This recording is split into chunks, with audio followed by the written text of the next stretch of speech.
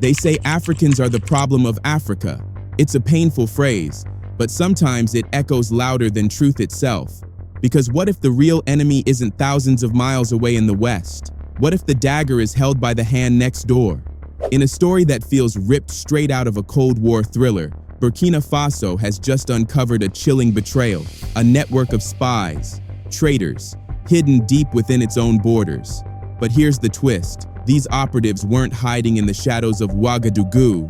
They were found in the Ivory Coast. Yes, a neighboring nation, a so-called brother. Burkina Faso's intelligence forces dropped the bombshell.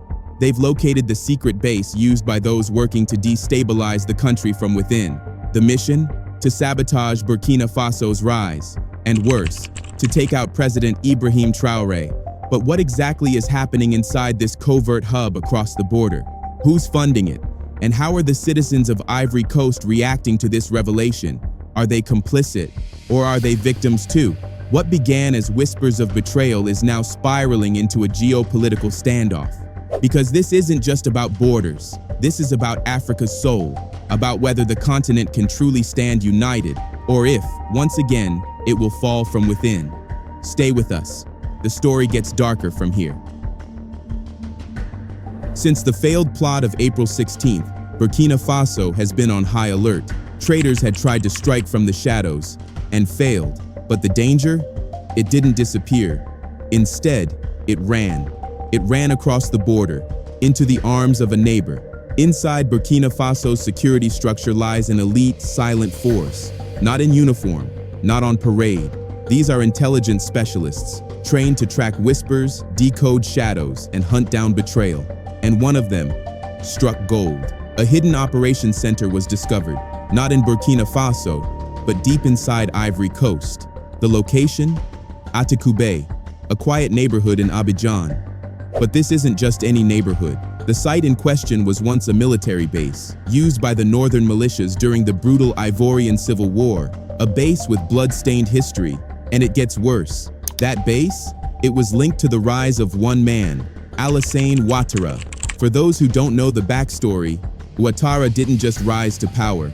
He was installed, backed by foreign powers, propped up during a war that tore Ivory Coast in half. Behind the scenes, France, pulling strings, arming militias, and ensuring that Ouattara came out the hero.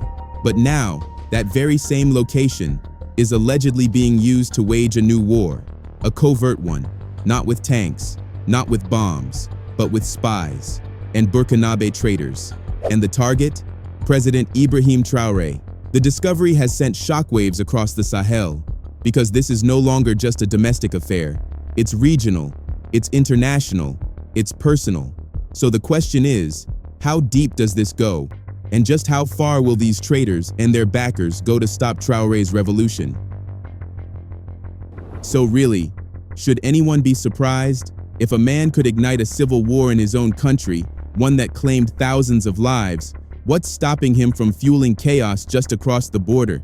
Because here's the twist the world rarely talks about. The president of Ivory Coast, Alassane Ouattara, is of Burkinabe origin. Yes, his roots trace back to the very nation he now stands accused of undermining. In fact, intelligence from Burkina Faso has revealed that his father owns a prominent house within its borders. The betrayal cuts deeper when you realize this isn't just political, it's personal. That same compound in Abidjan, once used to train northern rebels during the Ivorian Civil War, has now been transformed, rebranded, repurposed into a covert operations hub, allegedly dedicated to the destabilization of Burkina Faso and the entire Sahel region.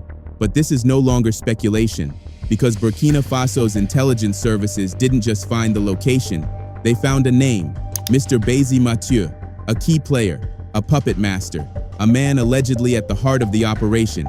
But here's where the plot takes a sharp turn. Following a high-risk raid on his apartment inside Burkina Faso, Mr. Bazi's phone was confiscated. Most would consider that a dead end. Encrypted, locked, scrubbed clean.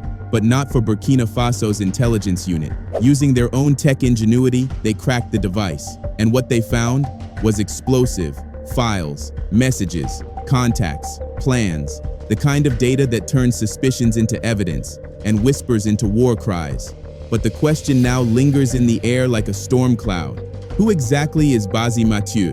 What role does he play in this unfolding regional chess game? And more importantly, who is he working for? Stay with us, because the deeper we dig, the darker it gets.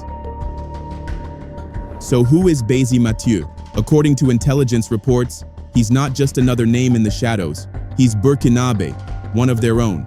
And yet, he chose betrayal. Instead of standing with his people, instead of defending a nation on the brink of transformation, Bazi turned his back.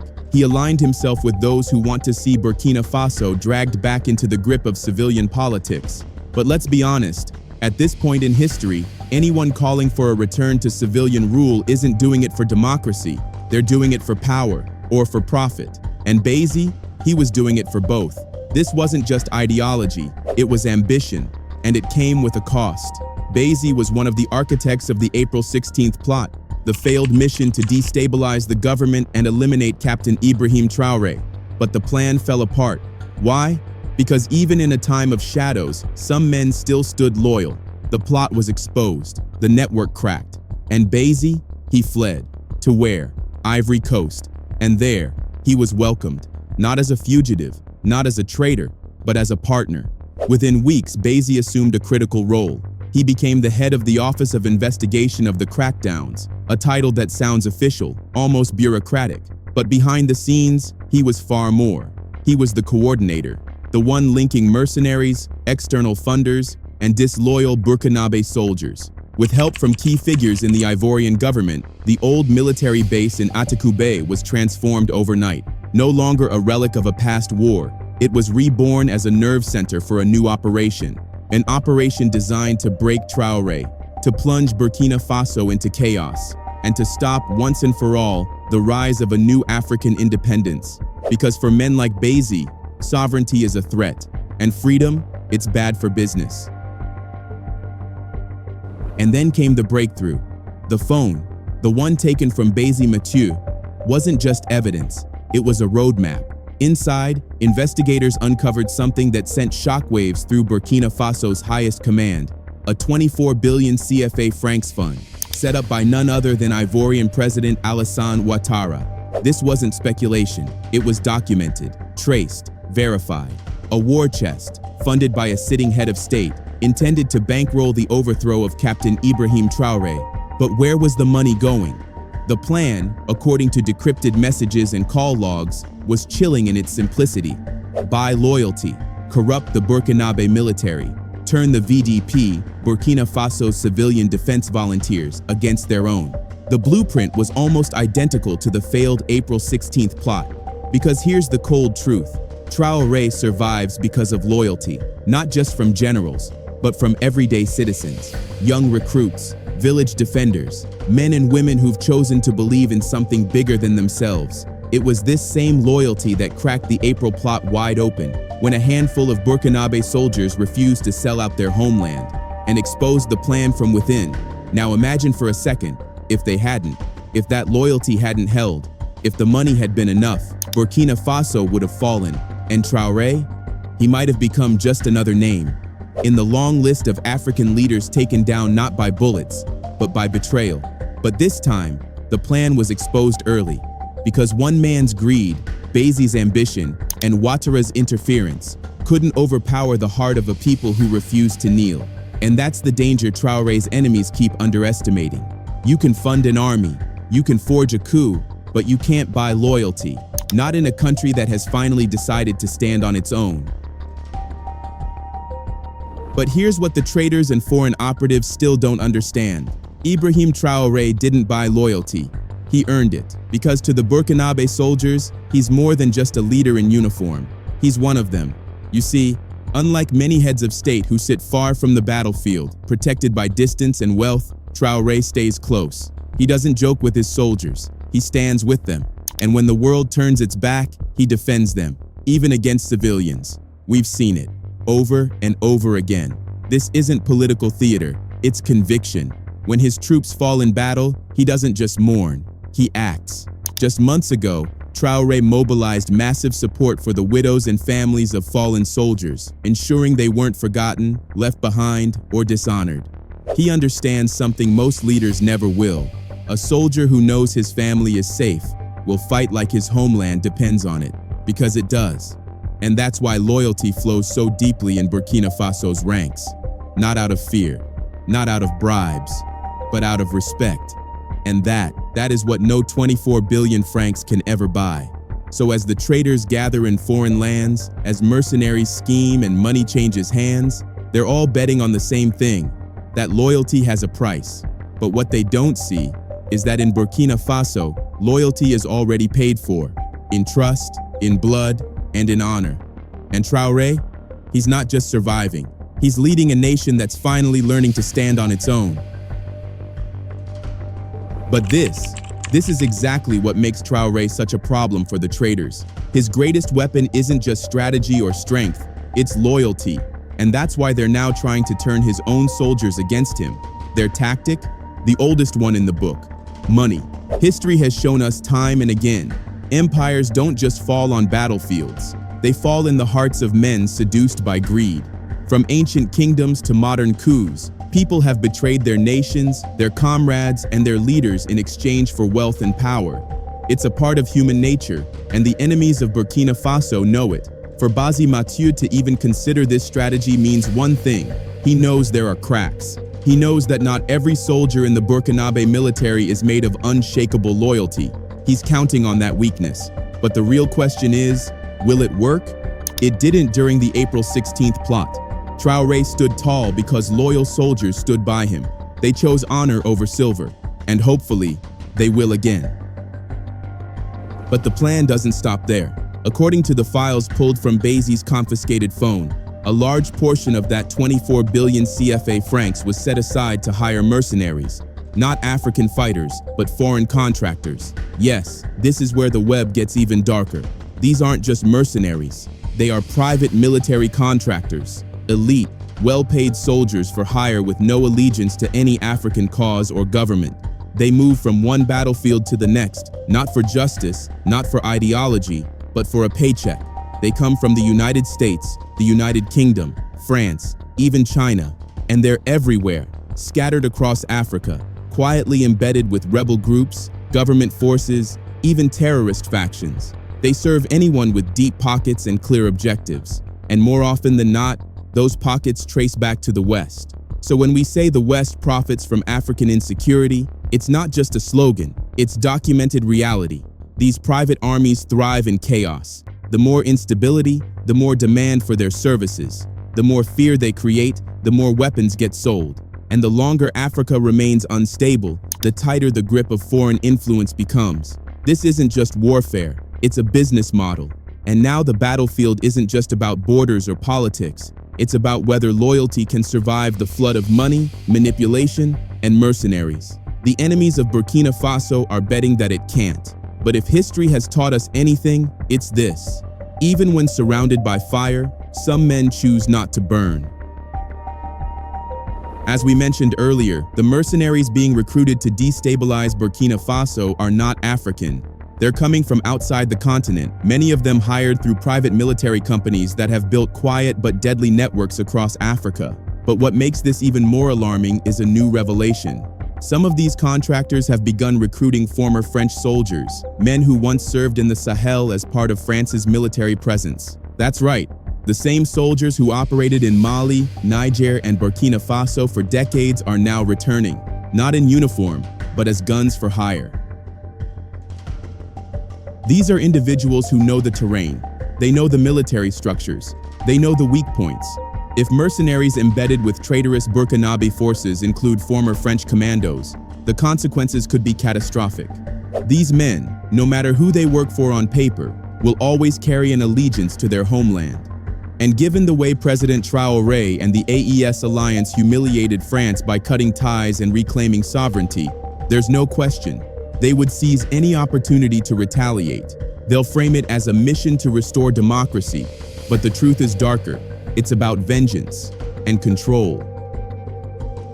But the war being waged isn't just on the battlefield, it's also being fought in the media. According to more files recovered from Bazi's phone, part of the Ivorian president's 24 billion CFA war fund has been allocated for media warfare. The objective? Recruit journalists, spin narratives, spread misinformation, paint Traoré as a dictator, a warlord, a threat to stability, and disturbingly, it's already happening. A quick glance at major Ivorian news outlets reveals a pattern. Any story involving Burkina Faso or Traoré is negative, twisted, or outright false. Not a word about his reforms, not a line about his support for widows and soldiers. Just a coordinated smear campaign designed to sway public opinion and weaken morale. And perhaps the most tragic part? It's being done by Africans, fellow Africans weaponizing lies for money. But maybe that's the bitter truth we have to face. In a world where betrayal is funded and truth is manipulated, loyalty becomes the most dangerous form of resistance. It used to be only the West spoiling Traoré's image, but right now, it's Africans spoiling Traoré's image. This, of course, has a purpose. Currently, it will be hard for Africans to believe any news coming from the Western media. This is as a result of the collective consciousness that has awakened in the hearts of most Africans. Africans now know not to believe everything published by the West. There have been clear evidence of the lies published by the West to smear the images of African leaders like Thomas Sankara and Muammar Gaddafi. But what about when lies are published by African media? While some Africans may not believe, some others will be inclined to believe because it is coming from a fellow African. This is the reason why the plot involves paying African journalists to publish false and negative news. The purpose is to remove support from President Traoré. What an evil plan. But there is more. Further investigations by the Burkinabe Intelligence Office uncovered something even more disturbing. Mr. Bazi isn't just a traitor to Burkina Faso. He is also a key operative inside the Ivorian security structure, deeply embedded and allegedly responsible for removing political opponents of President Alassane Ouattara. In other words, the same man orchestrating chaos across the border has been offering his services to silence dissent at home. He's not just a mercenary of betrayal, he's a double-edged weapon, a man whose loyalty belongs not to any nation, but to the highest bidder. And the timing couldn't be more explosive. Ivory Coast's next presidential election is just around the corner, October 2025. The political climate is already charged, and now every candidate is scrambling to gain ground, desperate to sway public opinion, to hold power, or to take it back. Unlike the relatively calm elections of the past, this one is different. The stakes are higher, the shadows are darker, and one name is shaking the status quo: Laurent Gbagbo, the former president who once stood toe-to-toe with French-backed forces and survived. But the biggest shock? Rumors are swirling that Alassane Ouattara himself, who's been in power since 2011, intends to run again. That's nearly 15 years at the helm. And the people? They've had enough. Across cities and towns, the fatigue is real. The anger is rising. Ivoirians are questioning how long one man can cling to power while poverty deepens and opposition voices vanish. And now, as tensions mount and the country teeters toward another potentially volatile election, Ouattara is arming himself, not with votes, but with operatives like Bazi. Because when political survival becomes more important than democracy, men like Bazi become very valuable. So what we're witnessing isn't just a regional power play, it's a continental crisis in slow motion, with Burkina Faso on one side, trying to forge a new path, and Ivory Coast slipping back into the hands of familiar chaos. And at the center of it all, one man, two nations, and a trail of betrayal that could burn them both. But here's the bitter irony. President Alassane Ouattara now appears to be ignoring the very people he claims to serve. The investigations by Burkina Faso's intelligence services reveal something chilling. Ouattara doesn't intend to win the 2025 elections through ballots. He plans to win by elimination, one opponent at a time. Already one of the strongest contenders, Tidjane Thiam, has been removed from the race, silenced, stripped of any political momentum. And the man who orchestrated that removal? Mr. Bazi, the same Bazi who is coordinating attacks against Traoré, the same Bazi who has now become the bridge between foreign mercenaries and internal traitors within Burkina Faso's military. This isn't conspiracy, it's operational fact. According to classified intelligence, Bazi recently dispatched 4 undercover mercenaries into Burkina Faso. Their mission was clear: infiltrate, gather intelligence, map out security weaknesses. They were housed at the Azalai Hotel, a seemingly neutral location, but one that had been closely monitored for unusual activity. Thanks to the unwavering diligence and sharp instincts of the Burkinabe forces, the operation was intercepted. The mercenaries were arrested before they could vanish into the shadows, and when interrogated, they talked. What they revealed peeled back the mask on a much larger operation, one that stretches far beyond hotel rooms and hidden microphones. It exposed a sprawling network of surveillance, sabotage, and subversion, aimed not only at destabilizing President Traoré's government, but at preparing the battlefield, both physical and political, for a larger offensive. An offensive backed by foreign money, coordinated by African traitors, and executed by former soldiers with no flag. This isn't just about elections, it's about who gets to control the narrative in West Africa. And right now, that narrative is being written not by the people, but by those willing to sell them out for power. Under interrogation, the captured mercenaries confirmed the worst. A major operation is underway to destabilize Burkina Faso. They revealed that 5 fighter jets have been delivered, funded by the war chest created by President Ouattara. The plan? A full assault on Ouagadougou, using a coalition of Australian mercenaries, African fighters, and traitorous Burkinabe soldiers, some even embedded among patriots. But the conspiracy doesn't end there. Bazi Mathieu, the man linking it all together, has been in frequent contact with Djibril Bassolé, a powerful figure believed to be his superior. Djibril allegedly told Bazi, destabilizing Burkina Faso is the key to collapsing the entire AES. Bazi's reply, I'm ready. To hide their involvement, Djibril revealed one last tactic. Ivory Coast and its Western backers will stage an anti-terror campaign. Speeches, military shows, public condemnations, all to distract from the fact that they are the ones fueling the chaos. A war is coming, not just with weapons, but with lies. How can Africans conspire to destroy their own countries? We often blame the West, but the truth is, Africa's greatest enemy has always been from within. The West can't fuel chaos without Africans willing to be used. Sadly, betrayal has become a recurring theme in our history. And what about the Ivorian people? While some stand with Traoré, others deny their government's involvement, blinded by misplaced patriotism. They accuse Burkina Faso of lying, even as the evidence piles up.